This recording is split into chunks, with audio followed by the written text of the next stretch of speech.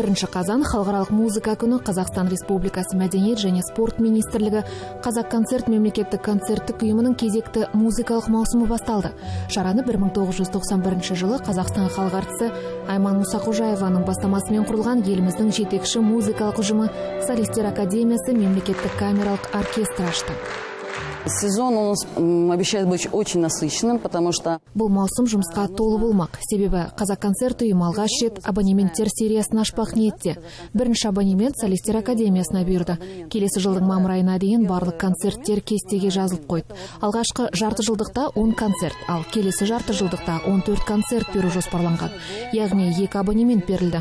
Бірінші жарты жылдықтың жарнамалары дайын. Жуырда келесі жылдың қаңтар мен мамыр айларының арасында өтетін концерттердің де жарнамалары шығады. Где уже сразу с афиши всех концертов, все, что будет. И теперь вот скоро в продажу выйдет вторая его часть, которая будет, значит, концерты все с января по май. Жуырда болатын концерттер кестесі түрлі халықаралық фестивальдармен, ел ішіндегі және шетелдегі гастрольдік сапарлармен толық. Солисттер академиясы талай рет өзге елдерде Қазақстанның музыкалық өнерін танытып, атын шығарған беделді шығармашылық ұжымдардың бірі. Бұл жолы оларды Ресейдің солтүстік астанасы Санкт-Петербург қаласы күтеді. Санкт-Петербург өз тарихында 3 мемлекеттің астанасы болып, 3 төңкерісті бастан кешіп, 3 мәрте атауын өзгерткен қала.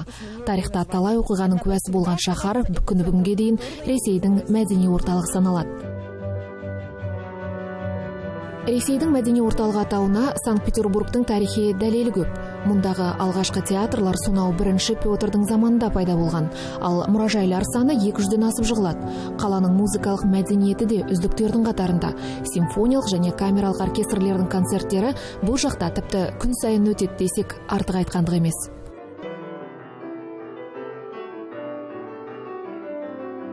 Во дворце Шереметьевых состоится концерт.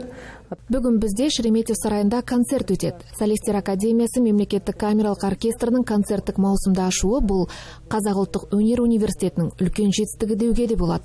Оркестр құрамында студенттер де бар. И, конечно, по приглашению Санкт-Петербургской консерватории мы приехали сюда, консерваторию сами. Біз бұл жаққа Санкт-Петербург консерваториясының шақыртуымен келдік. Біз солармен әріптестік келісімге қол қойғанбыз. Мұнда студенттер тәжірибе алмасып, түрлі фестивальдер, концерттер ұйымдастырылады. Осылайша біз Санкт-Петербург қаласының ең әдемі залдарында өнер көрсетеміз. Таким образом выступаем в самых красивейших дворцах Санкт-Петербурга. Халықаралық консерватория апталығы фестивалін 2001 жылы Римский-Корсаков атындағы Санкт-Петербург мемлекеттік консерваториясы ұйымдастырған. 17 жылдың ішінде фестивальге 5 құрлықтың 270-тен аса жоғары музыка мектептері қатысқан. Биылғы жылы олардың қатарында халықаралық апталықтың картасына тағы бір мемлекет қосылды.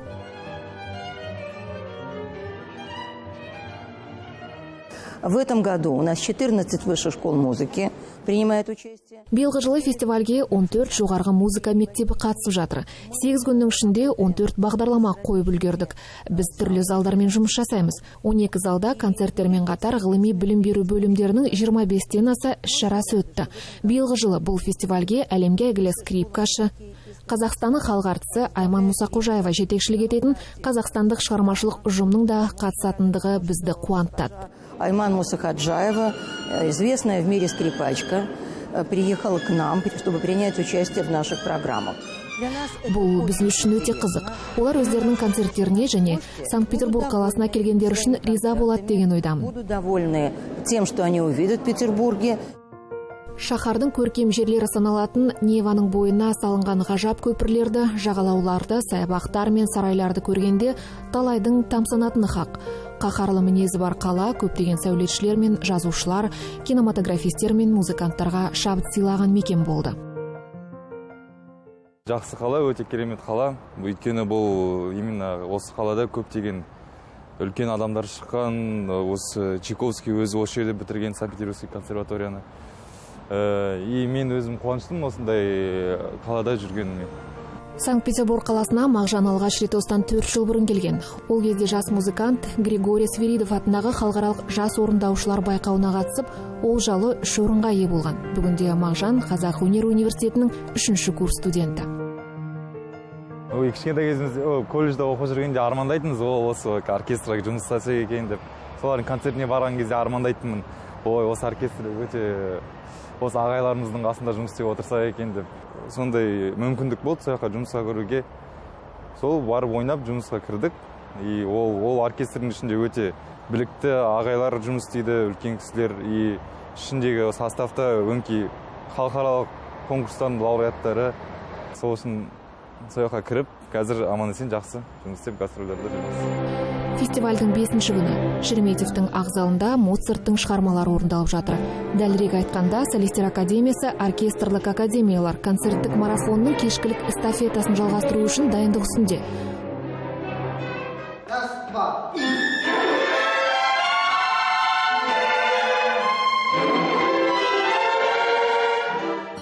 Музыканттарды бөгемей залдың өзіне көз тіксек. Шереметьев графтарының заманда су бұрқақты үй, яғни фонтанный дом, Петербург ақсүйектері бас қосатын жер болған. Сондай-ақ мұнда ұлы музыканттар, мәдениет және ғылым қайраткерлерінің кездесулері өткен. Көне сарай Ресей мемлекетінің тарихында ойып тұрып орын алатын Шереметьев әулетінің бүгінде музей іспеттес. Ғимарат қабырғасында музыка мұражай орналасқан.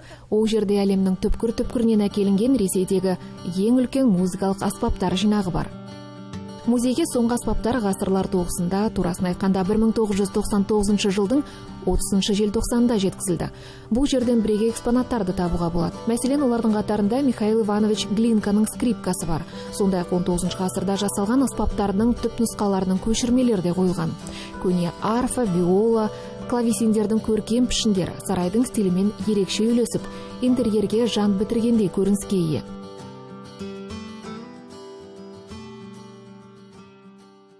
Значит, императорская коллекция музыкальных инструментов берет свое начало от нашего императора Александра III, который был... Музыкалық аспаптардың императорлық топтамасы 3-ші Александр заманынан бастау алады. Ол кезде патша музыкаға жақын адам болған. Бірнеше үрмелі музыкалық аспаптарда ойнай білген. Мұнда оның тубасы мен корнеті қойылған. Сонымен қатар бұл жерде патшайымның Мария Федороваға сыйға тартқан аспаптар да бар. Бұлардан бөлек музыкалық аспап жабдықтарының жиынтығы бар. Әрине оны толық оркестр деуге келмейді. Оның 4 метрге дейін жететін мүйіздері бар. Олардың әрбірі бір ғана дыбысты береді. Айта кететін жайт, мұнда партитуралар мен 1801 жылғы нота дәптерлері сақталған. Имеет всего один звук. И можно даже отметить, что сохранилась партитура, да, нотная тетрадь 1801 года. Тарихтың мәдени беттерін парақтап, өркениетке саяхатты аяқтаған тұста қайта концертке оралсақ, дирижерлық міндетті Михаил Киркхоф орындамақ. Ескере кетейік, 2 жыл бұрын Михаил Киркхоф Солистер академиясына бас дирижер ретінде арнайы шақыртылды. Я считаю большое счастье, что в оркестре академии. Менің ойымша, Солистер академиясында жас буынның болғаны тамаша. Олар жас болғанымен түрлі халықаралық байқаулардың лауреаттары, қалыптасқан музыканттар, болашақтары жарқындарындар. Сондықтан да біз фестивальдің форматына сай болу үшін гастрольдік сапарға жастарға ілесе келдік. Фестивале мы в этот раз с собой на гастроли привезли именно нашу молодежь. Сондай концертте Санкт-Петербург консерваториясының доценті Алексей Людвиг те өнер көрсетпек. Атақты альтист пен танымал скрипкашы Айма Мұсақожаеваның дуэті академия музыканттар үшін керемет шеберлік дәріс екені сөзсіз.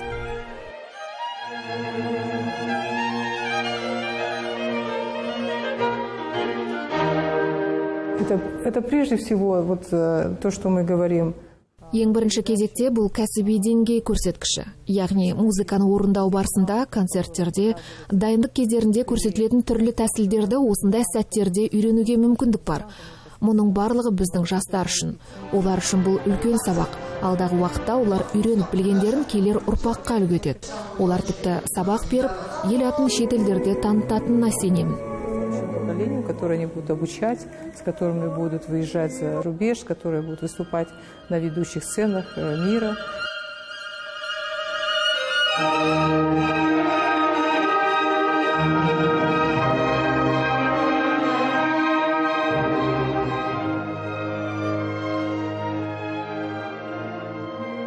Это потрясающая скрипачка, старый Айман Мусақожаева ескі музыка мектебінен білім алған тамаша скрипкашы, керемет ұйымдастырушы. Өзі де ойнап, өзгені де сөйлеп жүргені таңғалдырады. Оларға деген жауапкершілігі де жоғары. Мен мұндай адамның алдында бас иемін. Которая она ответственна, поэтому это может только вызывать преклонение и восхищение. Әлемнің сан түрлі елін аралап, талай жетістікке жеткен шығармашылық ұжым бүгінгі кеште Моцарттың концерттік симфониясы мен ағылшындық композитор Фрэнк Бридждің 3 идея туындысын орындамақ. Бұл шығармалар скрипка мен альтода орындалатын оркестрге арналған. Репертуар, как правило, по всему миру повторяется один и тот же. Репертуар әлем бойынша әдеттегідей қайталанады, бірақ дәл осы музыка өте сирек орындалады. Мен классикалық орындаушылықтан сәл алыстадым. Мен бұл шығармаға басқаша екпін қосып, өзімнің талғамымен өзгерттім. 3 идея туындысының кейбір жерінде музыка бір қалыпты орындалады. Баяу да жылдам да емес, бірақ мен белгілі бір элементтерді қостым. Менің ойымша бұл жаман емес, бұл менің интерпретациям. Ну, надеюсь, что не во вред, это моя просто интерпретация. Петербург көрермендері мұндай өзгерісті жылы қабылдады. Тіпті осындайды күткендей болды. Қазақстандық музыканттардың өнеріне тамсанған халықтың қошеметі айтылған сөзге айғақ болмақ. Я получил большое удовольствие, просто вот человеческое и... Мен керемет әсер алдым. Орындаушылықтары керемет. Жастардың осындай көне музыканы жоғары деңгейде орындауы тамсандырады. Жетекшілерде ұнады. Старой музыки и таким оптимистичным исполнением. Очень понравилось. Ректор, я такого исполнения, так же, как и ее... Мұнда өнерді тыңдамағаныма біраз болды. Музыканттардың бір-бірін қолдап, бір-бірін жақсы түсінетінін бірден байқадым. Барлығы еркін орындап шықты. Расымен де жастардың орындау шеберлігі қатты әсер етті. Шынын айту керек, бұл сирек кездесетін керемет музыкалық ұжым. Ребята поразили своей непосредственностью, и честно вам хочу сказать, что мало в более солидных оркестрах увидишь. Это такой задор. Солистер академиясы оркестрінің құрамында жоғары білікті кәсіби музыканттар бар. Олардың көбісі мемлекеттік сыйлықтың лауреаттары, қалыптасқан тәжірибелі артистер. Сондай халықаралық байқаулардың жүлдегерлері болған студенттер де осы қатарда өнер көрсетеді. Ислам Алиев Қазақ өнер университетінің 3-ші курс студенті. Колледжде оқып жүрген сәтінде ол Новосібір қаласында өткен Сібір музыкалық ансамблі байқауына қатысып 2-ші орынға ие болған. Бүгінде Исламның солистер академиясында жұмыс істеп жүргеніне 2 жыл болды.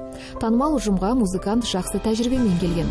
Нақтырақ айтқанда, оркестрде ойнаудың алғашқы тәжірибесін Ислам қалалық филармониядан алған. Хороший состав деревянных духов. Біздің ұжымның ауызбіршілігі тамаша. Оркестрдегі үрмелі ағаш аспаптарының құрамы да өте мықты. Менің осындай адамдармен жұмыс істеуім мен үшін өте ыңғайлы. Сондай-ақ солистер академиясында біздің ректорымыз Айман Қожабек қызының еңбегі зор. Ол әрдайым шетелдік дирижерлардың қатысуымен түрлі жобалар ұйымдастырады. Жуырда ғана біз 2 аптаның ішінде 7 концерт өткіздік. Мұның барлығы оркестрдің кәсіби дәрежесін көрсетеді. Бұл керемет. Составляющие говорят о том, что в этом оркестре очень круто. Исламның габой аспабында өнер көрсетіп жүргеніне осымен 15 жыл. Музыканттың айтуынша габойда ойнау оңай емес, себебі ол құрылысы қиын аспаптың бірі. У нас работают двое, да. Это моя коллега, замечательная. Бізде 2 адам ойнайды. Габой аспабында менің бұрынғы оқытушым болған Лилия Абдрахманова өнер көрсетеді. Айта кететін жайт, Новосібірде өткен байқауға сол кісін дайындаған. Ұстазымның сенімін ақтап, мен жүлделі орынға ие болдым. Ал қазір біз бірге өнер көрсетеміз. А сейчас мы с ней работаем на одной работе. Халықаралық консерватория апталығы бұл музыкалық құбылыстың бір көрінісі. Өйткені әрбір концерт музыканттардың сан түрлі қайталанбас орындаушылық дәстүрінің тарихы. Қазақстандық ұжымның бұл кешінде сонымен қатар Германия мен Венгрияның музыканттары да өнерлерін паш етті. Солистер академиясы оркестрінің концерті халықаралық консерватория апталығы тарихының жаңа бір тарауы болатын рас. Ал музыканттардың өздері үшін бұл еліміздің камералық оркестр бағытындағы музыкалық брендін әлемдік деңгейде тағы бір сатыға биік еткен кезекті шетелдік сапар болып есте қалмақ.